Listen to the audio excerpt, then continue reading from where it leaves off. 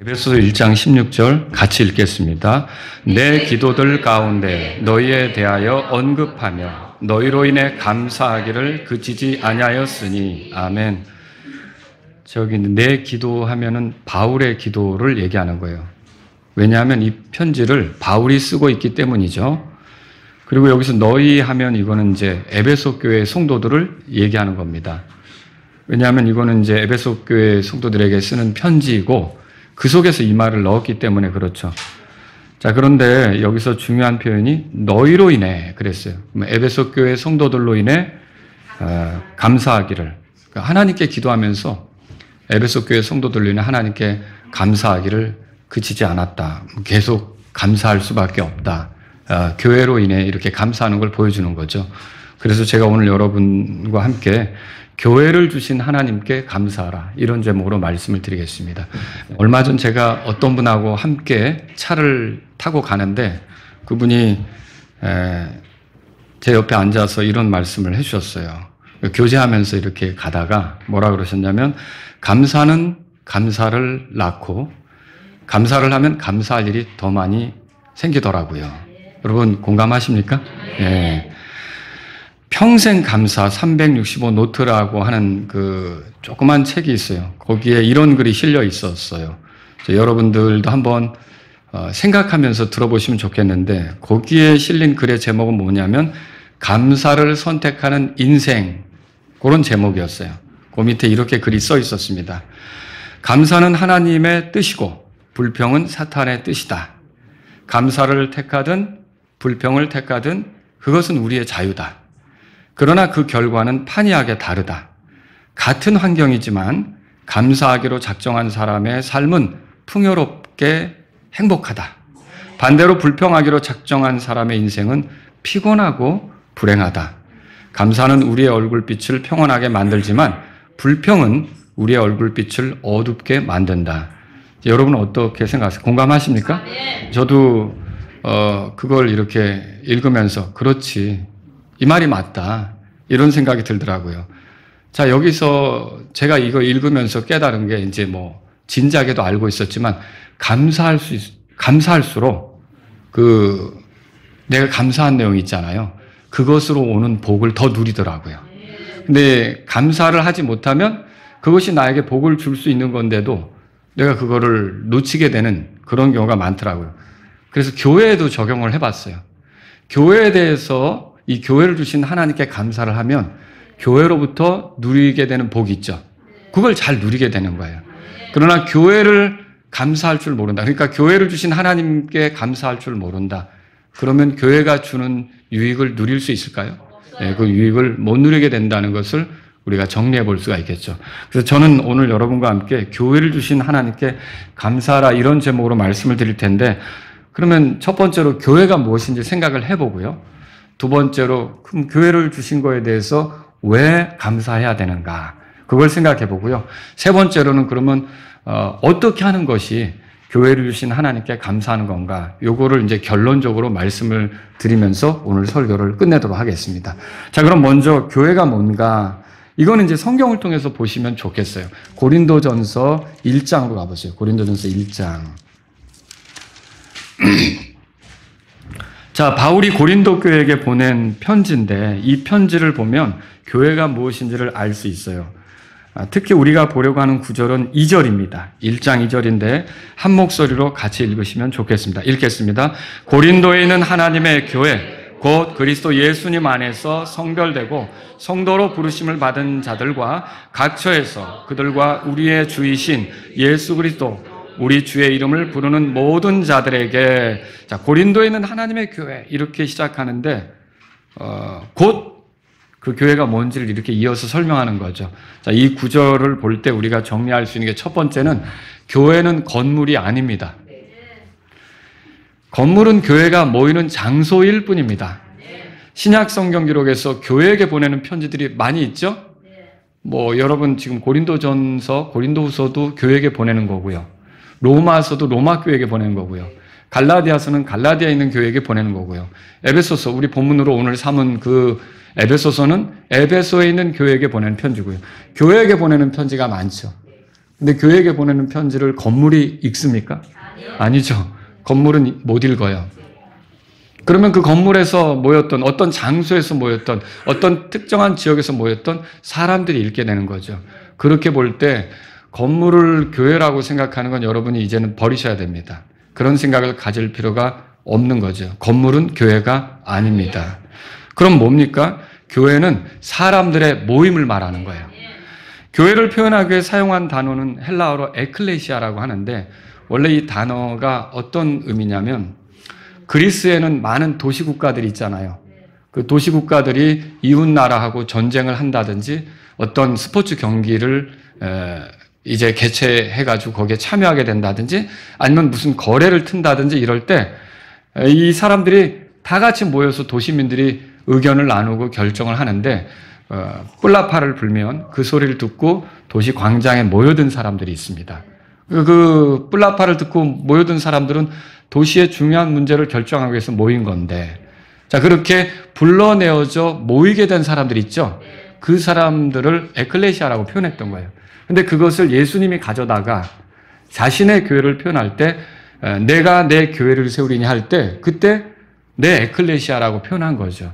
그러면 무슨 뜻입니까? 이게 세상에 있지만 세상에서 예수님에 의해서 불러내어져서 따로 있게 된 무리가 교회다. 여러분, 그렇게 정리할 수가 있는 거죠. 그래서 그리스도와 함께 있는 사람, 그분 안에 있는 사람들의 모임을, 그 사람들의 모임을 우리가 교회다, 그렇게 말할 수 있는 거죠. 그럼 건물은 뭐예요? 그 교회가 모이는 예배 처소, 예배당, 뭐 이렇게 말할 수가 있는 거죠.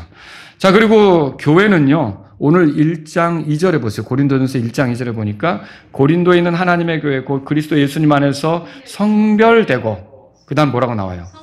성도로 부르심을 받은 자들. 그래서 교회는 뭐냐면 성도들의 모임이에요. 성도는 누가 성도입니까? 구원받은 사람들이 성도죠. 그리고요, 그리스도 예수님과 연합해서 이전과는 다르게 거룩하게 살아가게 된 사람들이 성도죠. 그러니까 성도라는 거는 거룩한 무리, 그런 뜻 아닙니까? 우리가 말뜻을 보면 그런 것처럼 거룩한 삶이 가능하게 된 사람들이 성도다 말할 수가 있는데, 그리스도 예수님 안에서 하나님께 받아들여진 사람들, 하나님께 특별하게 여겨진 사람들, 이런 사람들을 우리가 지금 성도라고 하는데, 이런 사람들은 성별되었다고 되어 있어요. 그 성별되었다는 말은 주님을 위해 따로 있게 됐다, 하나님을 위해 따로 있게 되었다, 그런 뜻인데, 바로 그런 사람들이 교회를 이루는 거다, 이렇게 말하는 거죠. 또 여러분, 교회는요, 예수 그리스도를 주로 모신 사람들입니다. 거기 계속 문장을 보세요. 각 처에서 그들과 우리 모두의 주이신 예수 그리스도, 우리 주의 이름을 부르는 모든 자들에게. 그럼 뭐예요? 예수님을 주라고 고백한 사람들, 그들이 모였을 때 그걸 교회라고 한다는 거죠. 그러니까 그냥 종교적으로 이렇게 나는 기독교인이야 뭐 이런 주장을 한다고 되는 게 아니라, 그 사람 안에 예수님을 주라고 여기는 확실한 고백이 있을 때, 그런 사람들이 모였을 때 우리가 그걸 교회다, 이렇게 말하는 거죠. 근데 여러분, 예수님을 주라고 고백하는 거는 뭐 쉽습니까? 믿지 않는 사람 붙잡아 놓고 예수님이 당신의 주다라고 하면 나는 나를 믿어, 내가 내 주야, 내 인생은 내 것이지, 이렇게 하겠죠. 근데 여러분, 누가 그러면 예수님을 주라고 고백할 수 있을까요? 고린도전서 12장에 보면 3절에서 성령님에 의하지 아니하고서는 아무도 예수님을 향해 주라 말할 수 없다고 되어 있어요. 그럼 뭐예요? 성령님에 의해서 이제 예수님이 주님이신 걸 깨닫고 고백하게 된 사람들이, 이제는 그런 사람들이 모인 게 교회다라고 하는 거죠. 여러분, 그러면 성령님이 있어야 예수님을 향해 주라고 고백하는 게 가능하죠. 그럼 여러분, 그 교회를 이루는 사람들은 누구냐면 성령님이 그 안에 거하시는 사람이에요. 그럼 성령님은 에베소서 4장 30절에서 뭐라고 부르느냐? 거룩한 영. 거룩한 영이에요. 그러면 여러분, 거룩한 영이라는 거는 그 사람 속에 있어서 거룩한 삶이 가능하게 하는 영이죠. 그러면 거룩한 영을 모셨다, 성령을 모셨다. 그래서 거룩한 생활이 가능하다면 다시 성도라고 부를 수 있는 거예요, 그런 사람을. 그래서 성도라고 부름을 받은 사람들이 모인 거, 이게 교회다. 그러니까 여러분, 저도 목사라는 직분을 가지고서 주님을 섬기고 교회를 섬기고 있지만 제 정체는 성도입니다. 일반 우리가 이제 교회에 가면은 성도를 제일 이렇게 낮은 수준으로 보지만 사실 성경에서는 성도가 굉장히 귀한 거예요. 저도 성도예요. 여러분도 성도입니까? 이런 성도들의 모임이 교회라는 생각을 하셔야 되는 거죠. 자, 그 다음에 또 교회는 뭐냐면요. 2절에 보세요. 고린도전서 1장 2절에 고린도에 있는 하나님의 교회 찾으셨어요? 고린도라는 어느 지역이 나와요. 이렇게 어느 지역을 중심으로 해서 모인 게 교회다. 그렇게 말하는 거죠. 지금 고린도 교회는 고린도라는 지역에 모인 거죠. 마라나타 침례교는 어디에 모였어요? 인천에 모인 거죠.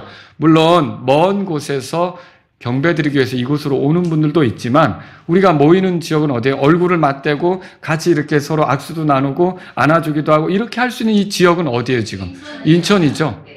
마라나타 침례교는 인천이라는 지역에서 모여서 교회를 이루게 된 거다라고 하는 거죠. 그래서 교회는 이처럼 지역적으로 모이는 그런 특징을 가지고 있어요. 그래서 구원받고 성도가 돼서 예수님을 주라고 고백하며 어느 지역에 모인 사람들의 모임을 교회다 이렇게 하는 거죠.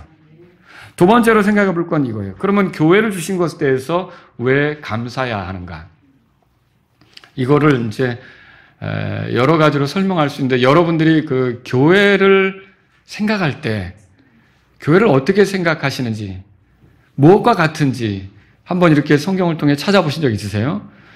첫 번째는요. 교회는 그리스도인에게 가정과 같기 때문에 우리가 이 교회를 주신 거에 대해서 하나님께 감사해야 되는 거예요. 바울은 디모데전서 3장 15절에서 교회를 가리켜 뭐라 그랬냐면 하나님의 집 그렇게 표현했어요. 또 베드로는요. 베드로전서 4장 17절에서 교회를 뭐라고 표현했냐면 하나님의 집 그렇게 표현했어요. 둘 다 교회를 뭐라고 표현한 거예요? 하나님의 집이죠. 여러분 우리에게도 집이 있죠. 근데 우리 집 안에 제가 지금 건물로 얘기하는 게 아니라 우리 집 안에 가면요. 아버지도 있고 어머니도 있고 자녀들도 있는 거잖아요.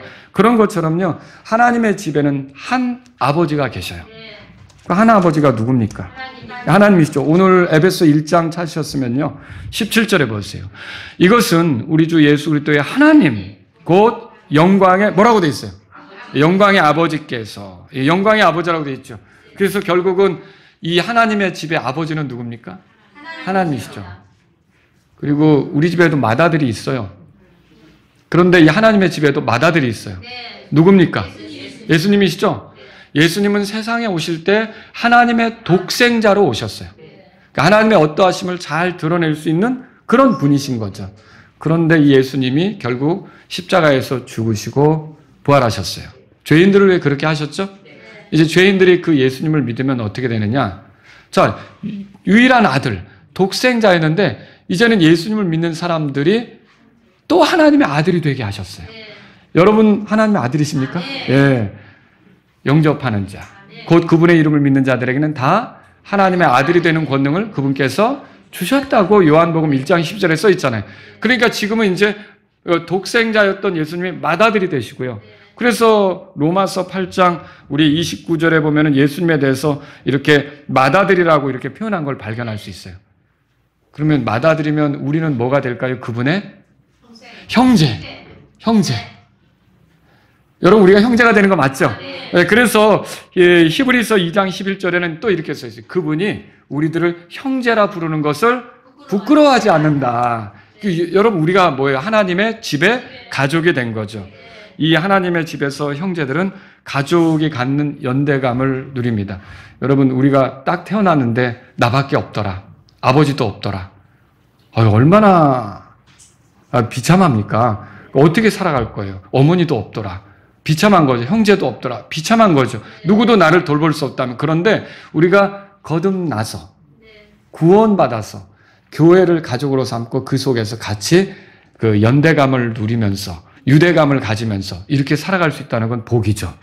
이런 복을 주신 하나님께 우리는 감사해야 되는 거죠. 여러분 로마서에서 보면요. 우리가 로마서 수요일 날 공부하면서 들었을 텐데 우리는 형제들인데 우리가 서로 심판자입니까? 아니에요. 우리는 심판자가 아니라 형제라고 그랬잖아요. 근데 잠언에 보면 잠언 17장 17절에서 형제는 역경을 위하여 낫다고 이렇게 말하고 있어요. 그 말이 무슨 뜻이냐? 우리가 이 세상을 살아가는 게 쉽진 않잖아요. 어려움이 많잖아요. 그리고 코너에 몰릴 때도 있고 공경에 처할 때도 있고 힘든 순간을 만날 때도 있단 말이죠. 그런데 우리가 그 순간에 어떻게 위로를 받고 격려를 얻고 다시 분발하면서 할 수 있을까? 형제들이 있어서. 형제들이 우리를 위로하고 형제들이 우리를 격려하고 형제들이 있다는 것만도 든든하고 그런 것이 된다는 거죠. 그러니까 저와 여러분들이 이 교회 지체들을 형제로 만나게 하신 거, 자매로 만나게 하신 거, 이거 생각하면 하나님께 감사하셔야 되는 거죠. 이걸 우리가 알 수 있는 거예요. 자, 교회는 그렇게 그리스도인에게 가정 혹은 가족과 같다고 그랬죠. 두 번째로 교회는 그리스도인에게 양떼와 같습니다. 그래서 바울은 뭐라 그랬느냐? 사도행전 20장 28절에 하나님의 교회를 가리켜 양떼 그렇게 표현했어요. 근데 바울만 그런 게 아니라 베드로도 베드로전서 5장 2절에서 교회를 뭐라고 표현했느냐? 하나님의 양떼 그렇게 표현했어요. 양떼라는 건 뭐예요? 양 한 마리가 아니라 여러 마리가 어우러져 있는 걸 양떼라고 하잖아요. 자, 교회가 양떼라면 거기에 목자가 분명히 있죠. 큰 목자가 있어요. 누구예요? 예수님이죠. 그래서 여러분 히브리서 13장 12절에 예수님을 양들의 큰 목자 그렇게 불러요. 또 베드로전서 5장 4절에서는 예수님을 목자장 그렇게 불러요. 또 예수님은 이 땅에 계실 때 자기 자신에 대해서 뭐라고 말씀하시냐? 나는 선한 목자다 그렇게 말씀하신 적이 있어요. 그러면서 양들을 위해 내 생명을 준다. 그리고 선한 목자는 양들을 알고 양들도 그 선한 목자를 안다 그렇게 말씀하신 적이 있죠. 그래서 교회는 뭐냐? 예수 그리스도의 양떼입니다. 자, 예수님은 자신이 또 세운 목자, 그분이 세우신 목자들이 있잖아요. 그 목자들에게 자기 양떼를 맡기는 거죠. 그래서 여러분 그 목사라고 하는 거는 어떻게 보면 예수님이 맡긴 양떼를 돌아보는 직분이라고 하는 거죠. 자, 이렇게 해서 예수님은 그 자신의 양떼를, 교회를 이렇게 목자를 허락하시고 그 교회를 돌아보게 하시는 거예요. 자, 그리스도인이 구원받고 그냥 방치된다. 그럼요, 이단 사상에 빠질 수도 있어요. 잘못된 교리에 현혹될 수도 있어요. 근데 이런 것들을 어떻게 막으면서 성도들을 보호할 수 있을까요? 양떼에 속했을 때, 목자의 올바른 그 말씀을 통해서 꼴을 먹으면서 분별력을 갖고 이렇게 그 잘못된 걸 솎아내면서 이게 가능하다는 거죠. 여러분, 구원받은 우리가 이렇게 교회 속에 있어 거짓과 이단 사상을 배척할 수 있는 그런 안목을 갖게 되고 하나님 말씀으로 보호받고 또 말씀의 꼴을 먹으면서 우리가 성장할 수 있다. 이거 복이죠. 맞죠? 구원받은 우리가 방치되지 않고 누군가의 돌봄을 받는다. 지속적인 말씀의 꼴을 먹는다. 이거 복이란 말이에요. 그래서 저와 여러분들이 이렇게 하나님의 양떼인 교회를 얻었다. 내가 그 교회 속에 있다. 그렇게 해서 말씀으로 보호받고 있고 말씀의 꼴을 먹어가면서 시간이 흐를수록 성장해 간다. 그럼 여러분 하나님께 감사하셔야 된다는 거죠. 자, 세 번째로 교회는 뭐예요? 교회는 그리스도인에게 밭과 같습니다. 한번 고린도전서 아까 1장 봤죠? 이제 3장으로 한번 가보세요. 3장. 제가 밭이라고 말하는 거는요, 여기 3장 8절에 보면은 그 심는 자도 나오고 물 주는 자도 나오죠? 9절에는 하나님의 농사라는 표현도 나오죠? 여러분, 이게 교회를 돌보는 사역자들을 뭐라고 그랬냐면 심는 자와 물 주는 자 이렇게 표현했어요. 그리고 농부들은 심고 물 주는 것을 하는데 왜 그렇게 할까요? 그렇게 해서 열매가 나오길 바라는 거 아닙니까? 그런 목적으로 하는 거죠. 세상이나 천사들이나 또는 하나님께서 바라보실 때 기뻐하실 만한 열매가 나오기를 바라서 그런 일을 하는 거죠. 여러분, 그런데 아스팔트에 심겨진 씨가 있다고 생각해 보세요. 잘 열매를 낼 수 있을까? 근데 좋은 땅에 심겨져서 농부가 거기다 심고 물도 주고 꾸준히 살핀다. 그럼 열매를 낼 수 있을까요? 여러분이 세상에 있는 그리스도인, 그냥 교회도 모르고 혼자 믿음 생활하는 그리스도인은 아스팔트 위에 있는 것과 같다면 이 교회 속에 있는 성도는 좋은 땅에 심겨진 그 농부가 돌보는 그런 씨와 같다는 생각을 하셔야 된다는 거죠. 그럼 여러분 보세요. 9절에 보면 사역자들은 하나님과 함께 일하는 일꾼인들이라고 그랬죠. 그런 사역자들이 성도들을 돌보는 것이 농사예요. 그러니까 목회가 뭐냐면 농사래요, 농사. 제가 여러분들에게 말씀의 꼴을 먹이고 또 여러분들을 살피고 여러분들을 위해서 기도하고 이런 게 뭐라고 지금 표현되고 있는 거예요? 농사로 지금 표현되고 있는 거죠. 이렇게 농사하는 이유가 뭐예요? 마침내 점이나 주름이나 그런 것이 전혀 없는 영광스러운 교회로 드러나도록 그렇게 하는 거 아닙니까? 그리고 에베소 3장 10절에 따르면 그 하늘의 처소들에 있는 정사들과 권능들에게 하나님의 각종 지혜를 이렇게 드러낼 목적으로 이렇게 하는 거 아닙니까?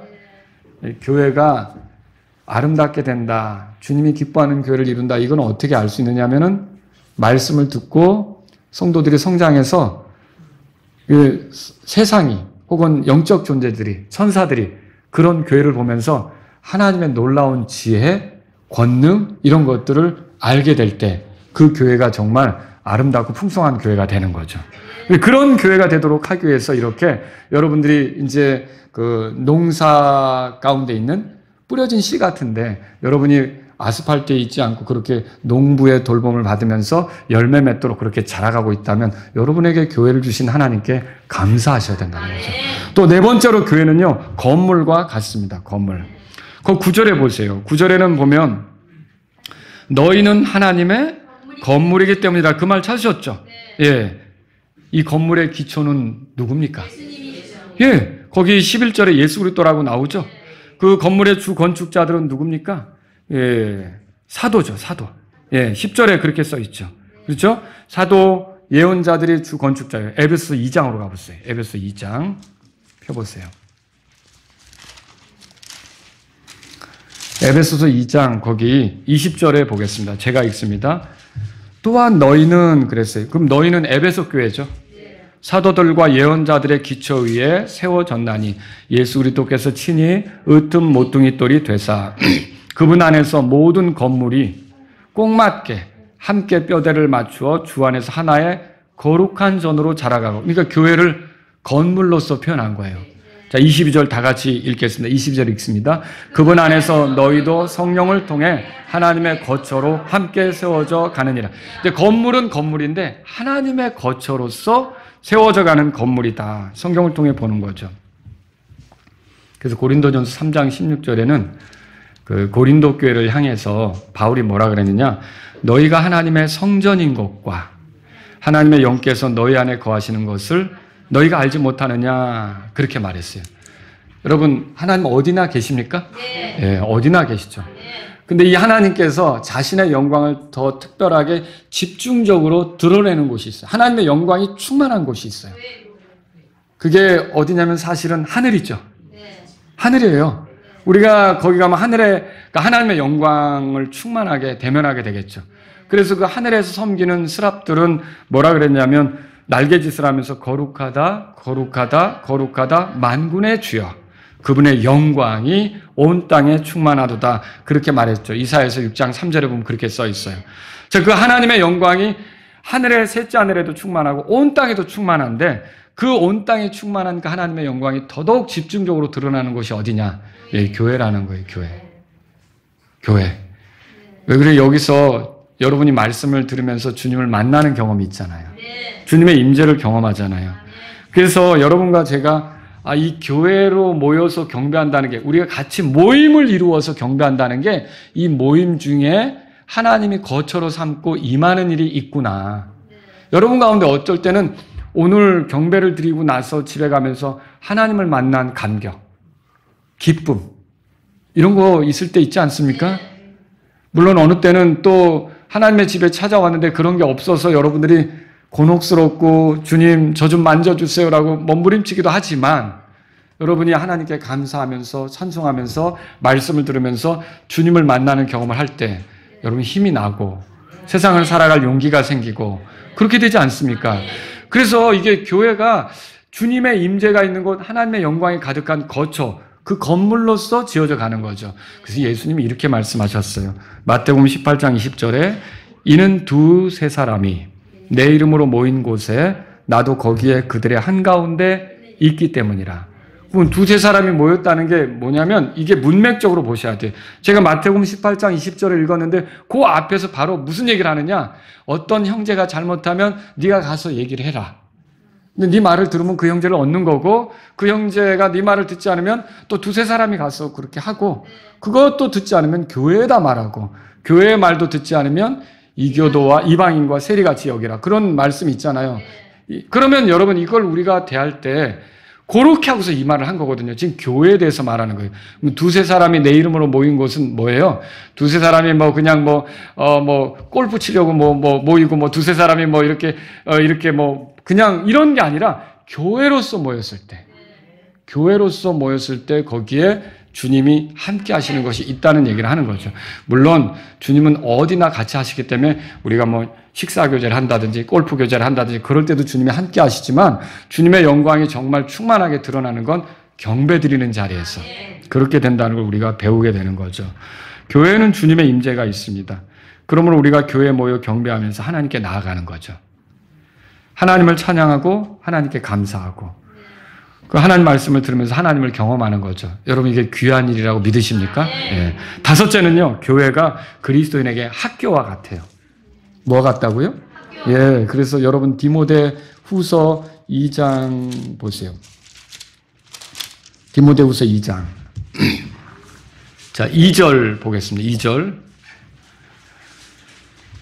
같이 읽습니다. 2절 읽습니다. 또 내가 많은 증인들 중에서 내게 들은 것들을 바로 그것들을 신실한 사람들에게 맡길지니 그들이 또한 다른 사람들을 가르칠 수 있으리라. 자, 여기서 첫 번째로 생각해 볼게. 내가 나에게 들은 것 그 얘기를 했어요. 그럼 여기서 너는 디모데예요. 나는 누구예요? 바울이죠. 너가 지금 이렇게 사역할 수 있는 것도 어떻게 보면 너가 나한테 들은 게 있지 않느냐. 그 말은 뭐예요? 내가 너를 가르쳤다 그 소리예요. 내가 너를 가르쳤다. 그런데 그걸 신실한 사람들에게 맡기라 그랬어요. 그럼 뭐예요? 너는 네가 나한테 배운 걸 또 그 사람들에게 가르쳐라 그 소리예요. 그럼 그 다음에 거기서 끝나는 게 아니라 그들이 그럼 그 신실한 사람들이 또한 다른 사람들을 뭐라고요? 가르칠 수 있다. 그러니까 이게 교회에서 일어나는 거예요. 가르침을 받고 가르치고 또 새로운 사람이 있으면 또 가르쳐주고. 자, 이런 배우는 일들이 어디서 일어난다고요? 교회에서 일어나는 거죠. 그러니까 여러분이 교회를 통해서 하나님의 말씀을 배우는 거예요. 그죠? 그리고 하나님의 뜻을 배우죠. 하나님의 약속을 배우죠. 하나님의 어떤 분이신지를 배우는 거고요. 하나님께서 어떤 일을 하셨는지 또 어떤 일을 하실 건지 이런 걸 배우는 거예요. 그러니까 여러분과 제가 이렇게 살아가다가 나이가 들 거예요. 80이 되고요. 90이 되면 내 눈에 뭐가 보이느냐 하면요. 내 육체가 옛날 같지 않다는 게 보여요. 그러지 않습니까? 그러면 사람이 내가 이게 아닌데? 라고 하는 절망감이 생길 수 있어요. 그리고 내가 왜 이거 하던 일을 못하게 되지? 안타까운 마음이 생길 수 있어요. 충분히 그럴 수 있죠. 왜냐하면 이게 기계도 오래되면 망가지듯이 사람 마음도 오래 쓰게 되면 이게 고장이 나기 시작한다고요. 전도서 12장 읽어보면 그거 다 나와요. 전도서 12장 읽어보면 다 달아 빠지는 몸에 대해서 나온다고요. 그 허리도 휘어지고, 아주 창문도 어두워지고, 다 나온다고요. 그냥 노랫소리도 잘 안 나오고. 그런데 보세요. 이렇게 됐을 때 자기도 모르게 마음속에서 위축이 되고 힘들어지는 일이 생기는 거예요. 근데 이때 이 사람에게 소망이 되고 힘이 되고 용기가 나는 게 뭘까요? 주님이 어떤 분이신지를 생각하고요. 그분이 나에게 약속하신 게 뭔지를 생각하고요. 앞으로 그분이 나에게 이루어 줄 거 있잖아요. 그런 것들을 생각하고요. 지금은 이렇게 약한 몸이지만, 이렇게 쇠퇴하지만, 이렇게 쇠퇴해서 만약에 힘이 빠져서 내가 꼴깍 하고 이제 인생 끝낸다. 그럼 어떻게 되냐? 거기서 끝나는 거예요? 아니요. 그때는 이제 천사가 와서 나를 데리러 가더라. 여러분 이거 생각하면 기운이 나겠죠? 이제 그 주님 만나러 가는구나. 주님과 영혼을 보내게 가는구나. 성도들이 모이는 곳으로 가는구나. 이게 소망이 나죠. 근데 그걸 안 보잖아요. 주님이 나를 위해 해주실 일을 보지 못하잖아요. 그러면 온통 힘든 것뿐이에요. 온통 절망적인 것뿐이죠. 그런데 보세요. 내가 이렇게 지금은 병들어서 예전 같지 않고 눈도 침침하고 모든 게 어렵고 힘들지만 부활의 때 어떤 몸을 얻을까? 주님이 나에게 어떤 몸을 줄까? 병들지도 썩지도 죽지도 않는 그런 몸을 나에게 주신다고 했는데, 다시는 병원 신세 안 지는 몸, 약 신세 안 지는 몸, 보청기 필요 없는 몸, 있죠? 안경 필요 없는 몸, 이런 몸을 주실 건데, 여러분 그러면 그 주님을 생각하면 기쁨이 있지 않습니까? 그래서 저와 여러분들이 교회에서 배우는 건 그런 거예요. 하나님이 어떤 분인지, 어떤 약속을 하셨는지, 나를 위해 어떤 일을 해주실지, 이 설교 말씀을 통해서 뭐 인간이 살아가면서 살아가는 그 처세술이나 뭐 이렇게 재밌는 얘기거리나 그런 거 듣는 게 아니라 하나님의 어떠하심에 대해서 들으면서 여러분이 힘을 내셔야 돼요. 그게 교회에서 이루어지는 거죠. 그러니까 여러분 교회는 이렇게 학교와 같죠. 근데 여러분 예수님이 그랬잖아요. 제자들에게 나가서 복음 전하라고 하고 가라. 모든 족속에게 가르치라. 가르치라 그랬어요. 근데 복음 전하는 거죠. 그리고 복음을 받아들이면 어때요? 아버지와 아들과 성령의 이름으로 침례를 주라. 그렇게 했죠. 거기서 끝나지 않고 그들을 모아서 내가 너에게 명령한 모든 것을 가르쳐 지키게 하라. 그랬잖아요. 그게 어떻게 보면 교회가 학교예요. 그러니까 내가 그리스도인으로서, 하나님의 아들로서, 성도로서, 순례자와 나그네로서, 이게 주님을 바라보고 가는 사람으로서 어떻게 살아가야 될지를 배우는 곳이 교회니까 이 교회가 여러분에게 주어진 걸로 인해 하나님께 감사하셔야 돼요. 여섯 번째로 교회는 또 군대 같아요. 군대. 군대? 예. 오늘 휴가 나온 군인 2명이나 있는데, 여러분 보세요. 거기 3절에 보니까, 그러므로 너는 예수 그리스도의 뭐라고 돼 있어요? 좋은 군사라고 돼 있죠? 그리스도인을 뭐라고 표현했어요? 군사라고 표현했죠. 그러면 여러분이 군사예요. 내가 군사라고? 나 할머니인데? 할머니도 군사예요. 알겠죠? 그러니까 할아버지인데? 할아버지도 군사예요. 누구의 군사예요? 예수 그리스도의 군사라고 써 있죠. 이런 군사들이 모여 있으니까 여기 뭐예요? 군대죠, 군대. 근데 그 군에 입대했는데 맨날 라면이나 까먹고 놀기나 하고 뭐 캐러만 다니고 그럼 전쟁할 수 있어요?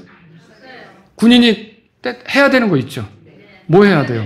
훈련 받아야 되죠. 훈련 받아야죠. 신병교육대 가서 훈련 받으면 처음에는 잘 모르던 사람들이 이렇게 6주간 훈련을 딱 이제 마치고 그러면 뭔가 기본은 할 수 있잖아요. 그리고 자대 배치 가서 더 심화된 훈련을 하면 더 능숙한 그런 훈련병들이 되잖아요. 그러니까 전투병들이 되잖아요. 그죠? 그런 것처럼 여러분과 제가 이 교회를 통해서 훈련하게 된다는 거죠. 무슨 훈련이에요? 성경 읽는 거, 하나님 말씀 이해하는 거, 전도하는 훈련, 교제하는 거, 섬기는 거, 선교하는 거, 내가 그리스도인으로 살아갈 때 곤혹스러운 일을 만나면 어떻게 해결하는 거, 또 사람과 사람 사이에 갈등이 생겼을 때 어떻게 뛰어넘는 거, 다 훈련하는 거 아닙니까? 여러분들은 예수님 믿고 교회 생활하다가 만나는 어려움이 있을 때 거기서 여기까지인가? 교회 생활 여기서 끝인가? 아니에요. 그걸 뛰어넘는 훈련을 하셔야 돼요. 다윗은 뭐라 그랬냐면 내가 이렇게 갈 때 담들이 있는데 그 담을 뛰어넘었다라고 얘기해요. 이게 담을 뛰어넘는 훈련이 돼야 여러분들이 또 담이 주어지면 당황하지 않는 거예요. 그걸 능숙하게 헤쳐가는 거예요. 그래서 교회는 뭐예요? 이렇게 훈련하는 그런 곳이라는 거예요. 군대 같다는 거예요. 이런 거를 여러분에게 주셔서 감사하셔야 돼요. 우리의 적이 있죠. 우리의 적은 혈과 육이 아니에요. 에베소 6장 10절에 보니까 정사와 권능들과 이 세상의 어둠의 치리자들과 높은 초소들에 있는 영적 사악함이라고 그렇게 소개하고 있어요. 그래서 우리는 6장 13절에 보면 전신갑주를 입어야 된다는 말을 보게 돼요. 자, 그런데 그 전신갑주를 입고 싸우는 훈련은 어디서 이렇게 훈련을 받느냐? 교회에서 하는 거예요. 여기서 교회에서 제대로 되지 않으면 세상에 나가서 여러분들이 많은 갈등이 있고 어려움이 있는데 이거 헤쳐나가기가 어려운 거죠. 여러분이 여기서 실수할 수도 있고 잘못할 수도 있지만 반복적으로 그렇게 하다 보면 뛰어넘는 사람들이 되는 거예요. 저는 여러분들이 뛰어넘는 분들이 되기를 바랍니다. 그래서 강한 군대가 될 수 있기를 바라는 거예요. 이렇게 훈련할 수 있는 교회를 생각해 볼 때 하나님께서 이런 교회를 주셔서 나를 강하게 하시니까 여러분 교회를 주신 하나님께 감사하셔야 돼요. 자, 그럼 세 번째로 결론적으로 말씀드리는 게 뭐냐면 교회를 주신 것에 대해 어떻게 감사할까? 제가 교회가 뭐 같다 그랬어요? 여러분이 기억나는 대로 얘기해보세요. 가정, 양떼, 밭, 그 다음에 건물, 학교 같다 그랬죠. 군대 같다 그랬죠. 오늘 제가 이렇게 한 6가지로 여러분에게 소개했어요. 자, 여러분 어떻게 하는 게 교회를 주신 하나님께 감사하는 걸까요? 첫 번째로요. 교회를 귀하게 여기세요. 뭐라고요? 교회를 귀하게 여기라는 거죠. 교회를 쉽게 버릴 수 있는 어떤 것으로 생각하지 않기 바랍니다. 교회에 대해서 여러분이 배부른 마음을 가지시면 안 돼요. 교회가 없는 지역도 있어요. 교회를 세우지 못하는 사람들도 있어요. 그리고 그 교회를 세운다는 건 쉬운 일이 아니에요. 여러 사람들이 땀을 흘리고 눈물을 흘리고 기도하고 많은 헌신을 해야 교회가 일어나는 거예요. 근데 교회가 또 허물어지는 건 너무 쉽게 허물어지기도 하고요. 근데 여러분, 이런 어렵게 세워지는 교회가 여러분에게 있다면, 우리가 지금 신앙생활하는 건 이제 건 20년 가까이 가잖아요. 19년째 왔으니까. 마라나타 침례교회가 여기까지 오는 동안 많은 사람들이 눈물을 흘려 기도하고 헌신하고 희생하고 열심을 냈었기 때문에 우리가 여기 있는 거예요. 여러분, 이런 교회를 절대로 가볍게 생각하면 안 된다는 거죠. 교회가 얼마나 소중했는지 아시죠? 예수님께서 교회를 위하여 자기 자신을 주셨다는 말이 에베소서 5장에 나오잖아요. 에베소 5장 25절에 그렇게 써 있어요. 그리스도께서 교회를 사랑하사 교회를 위하여 자신을 주신 것에 대해서 말하고 있단 말이에요. 그러면 우리도 소중합니까? 왜 우리가 소중한 거예요? 나 하찮은 존재 아닙니다. 나 별 볼 일 없는 존재 아닙니다. 하나님이 예수님을 값주고 나를 얻으실 만큼 나를 귀하게 생각한 거죠. 근데 교회를 위해서도 예수님이 자신을 주셨다면 교회가 굉장히 소중한 거죠. 귀한 거죠. 그래서 저와 여러분들은요, 절대로 교회를 가볍게 생각해서는 안 되고요. 귀중하게 여기셔야 돼요. 두 번째로 교회를 더럽히지 말아야 됩니다. 고린도전서 3장 17절에 만일 누구든지 하나님의 성전을 더럽히면 하나님께서 그를 멸하시리니 이는 하나님의 성전이 거룩하며 너희가 그 성전이기 때문이라, 그렇게 말했어요. 잘못된 교리로 교회를 더럽히는 거 위험한 일입니다. 이거 어떤 분들은 그럴 수 있어요. 자기가 뭘 알고 있는데 자기처럼 알지 않으면 다 수준이 낮은 줄로 생각하는 사람도 있어요. 그런 사람이 교회에 들어오면 골치 아픕니다. 다 나처럼 믿어야 되는 거예요. 그러니까 그 사람처럼 믿지 않으면 다 아직 수준이 거기라는 거죠.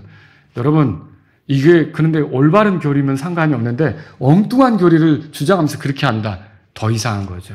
여러분, 교회를 더럽혀서는 안 돼요. 도덕적인 죄들에 빠져 회개하지 않는다, 그럼 그 사람이 교회를 더럽히고 있는 거죠. 하나님께서 기뻐하시는 일이 아니라는 거죠. 교회가 성전이에요. 하나님의 거처예요. 거룩한 곳이에요. 그럼 우리는요, 교회를 더럽히지 않으려고 해야 돼요. 여러분이 토요일 날 모여서 청소만 하는 거, 그것뿐만 아니라 이 교회가 영적으로 깨끗한 그런 좋은 그런 하나님의 거처가 되도록 우리가 같이 기도하면서 헌신해야 된다는 거죠. 세 번째로요, 교회 모임에 적극적으로 함께 하셔야 돼요. 히브리서 10장 25절에 이렇게 써 있어요. 어떤 사람들의 습관과 같이 우리가 함께 모이는 일을 패하지 말고 오직 서로 권면하여 너희가 그날이 다가옴을 볼수록 더욱 그리하자, 그랬어요. 그래서 교회 경배에 참여하기를 힘써야 돼요. 주일 오전, 오후, 수요일 경배, 그리고 주일학교 모임도 참여하시고, 모임이 여러 가지 있잖아요. 기도 모임도 참여하시고, 어제는 기도 모임에 많은 분들이 오셔서 너무 감사했어요. 기도 모임에도 참여하시고, 전도 모임에도 참여하시고, 말씀 집회가 있다, 같이 컨퍼런스가 있다, 참여하시고, 여름에 수련회가 있다, 캠프가 있다, 적극적으로 참여하려고 하고, 내가 그거 참여할 수 없는 상황이라면 기도 부탁을 하고, 저는 그런 경우 참 감사하더라고요. 저 직장을 구한 지 얼마 안 되는 청년이었는데, 그 청년 자매가 와서 이 휴가를 맡아야 되는데 이번에 수련회를 갈 수 있을까 어렵다고 저한테 이렇게 교제하는데, 목사님 기도해 주세요. 제가 이 휴가를 선배들이 먼저 정하는데 이 수련회 때 내가 휴가를 쓰고 싶은데 나한테 그 날이 돼야 되는데 이거 기도해 달라고. 그렇게 요청을 할 때 정말 감사하더라고요. 같이 기도하게 되고요. 그리고 그렇게 해서 수련회 같이 참석한다. 그리고 은혜를 입는다? 너무 복된 거죠. 여러분, 형제 모임도, 또 자매 모임도, 그리고 청년의 모임도, 여러분들이 교회 지체들끼리 모이는 모임이 있다면 여러분들이 그 모임을 통해서 같이 격려하고, 그럼 여러분들이 그건 나는 성경 보는 모임이 아니라 안 가는데, 여러분, 먹는 모임도 영적이에요. 아시죠? 그럼 먹으면서 서로를 섬기는 거예요. 이야기를 들어주는 거예요. 세워주는 거예요. 그리고 기도 제목을 찾고, 오늘 내가 집에 가서 그 사람을 위해서 이런 기도를 시작해야겠다, 이런 마음을 갖고요. 두 사람이 산을 간다, 몇 사람이 산을 올라간다. 이번 주 토요일은 또 형제님들이 산을 올라간다 하더라고요. 그것도 영적인 거예요. 어떻게 보면 우리가 이건 영적인 거고 이건 세속적인 거고 그렇게 따질 수가 없다는 거죠. 그리스도인은 성령님과 함께 서로 세우고 사랑하며 주님의 뜻을 실현하려고 하면 다 영적인 거예요. 그래서 모임을 적극적으로 참여해야 됩니다. 넷째로요, 교회를 세우는 일에 뛰어나고자 해야 돼요. 하나님께서 우리 각자에게 주신 은사들이 있어요. 선물들이 있다고요. 고린도전서 14장 10절에 이렇게 써 있어요. 이와 같이 너희가 영적인 은사들에 열심히 쓴즉 너희가 교회를 세우는데 뛰어나기를 구하라. 이게 주님이 나에게 주신 뭔가가 있잖아요. 남들에게 없는 게 있잖아요. 어떤 사람은 또 권면을 잘해요. 어떤 사람은 들어주기를 잘해요. 어떤 사람은 섬기기를 잘해요. 뭐 있잖아요. 어떤 사람은 가르치기를 잘해요. 이런 어떤 사람은 일을 맡으면 추진력 있게 잘해요. 어떤 사람은 리더십을 잘 발휘해요. 이런 모든 것들을 잘 사용해서 이렇게 교회를 세워가려고 하는 거, 이거 주님이 원하신다는 거죠. 그걸 위해서 우리에게 특별한 걸 주시는 거고, 다섯 번째로요, 교회를 섬길 때 사랑으로 섬기세요. 그것은 가장 좋은 방법이에요. 바울은 교회 세우는 것에 대해 권면하면서 고린도전서 12장 31절에 12장 끝에서 이렇게 말했어요. 그럼에도 내가 너희에게 더욱 뛰어난 길을 보여주리라. 그리고 13장으로 넘어가요. 고린도전서 13장 뭐 나오죠? 사랑이죠. 그러니까 교회를 세우는데 이 방식으로 하는 게 최고다라고 13장이 들어있는 거예요. 그 이제 제 친구 중에 하나는 이제 고등학교 때 이렇게 여자친구한테 고백한다고 이렇게 고린도전서 13장을 썼는데, 그게 아니라 원래 이 용도는 그 교회를 세우는데 사랑으로 하라는 뜻으로 준 거죠. 그래서 여러분, 사랑은 오래 참습니다. 사랑은 친절합니다. 사랑은 시기하지 않습니다. 사랑은 자기를 자랑하지 않습니다. 사랑은 우쭐대지 않습니다. 사랑은 보기 흉한 짓을 하지 않습니다. 사랑은 자기 것을 추구하지 않습니다. 사랑은 쉽게 성내지 않습니다. 사랑은 악을 생각하지 않습니다. 사랑은 불법을 기뻐하지 않습니다. 사랑은 진리를 기뻐합니다. 사랑은 모든 것을 인내하며 모든 것을 믿고 모든 것을 바라며 모든 것을 견딥니다. 주님에 대한 사랑으로 주님이 사랑하는 사람들을 섬기는 거예요. 그리고 주님이 소중히 여긴 사람을 내가 또 사랑하면서 섬기는 거죠. 이걸 주님이 원하는 거죠. 그래서 사랑이 동기가 되어 여러분이 교회를 세워가는 그런 그리스도인들이 되기를 바랍니다. 우리에게 교회가 있다. 이거 너무 감사한 거예요. 여러분 감사하십니까? 네. 이 교회를 세워가는데 여러분이 귀하게 여기면서 함께 하실 수 있기를 바랍니다. 자, 다 같이 일어서시겠습니다.